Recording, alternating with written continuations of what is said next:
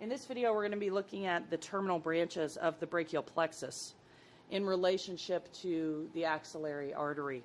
And we've already discussed the boundaries of the axillary triangle.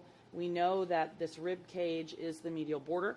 We can see the tendon of latissimus dorsi as lateral border here, and then clavicle is completing this up at the top. We know that this is the axillary artery and that the relationship between these is important as they are moving distally into the limb space. So axillary artery is here, and you can see the terminal branches are forming this sort of M shape.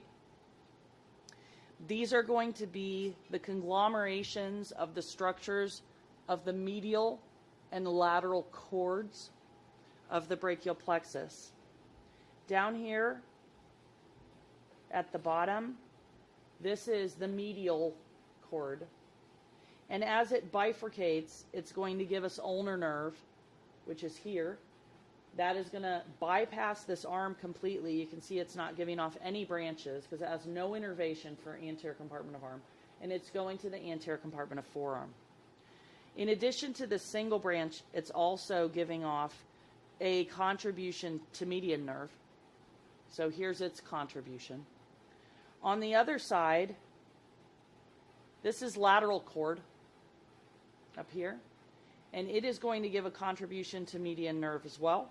You can see median nerve, very similar to ulnar, has no branches in arm, has no responsibility for innervation in arm, so it just keeps going. It's going to go into anterior compartment of forearm. The other branch that lateral cord gives is musculocutaneous nerve. Musculocutaneous nerve is here.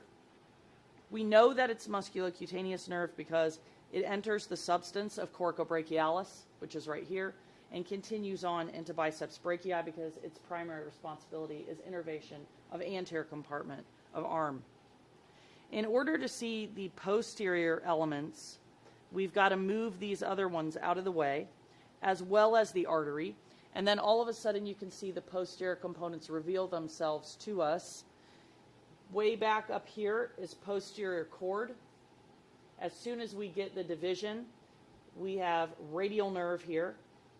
Radial nerve is tracking into the posterior arm where it will have innervation responsibility, and then we'll continue into posterior forearm and hand. And the other small branch here is axillary nerve. Get my forceps around it.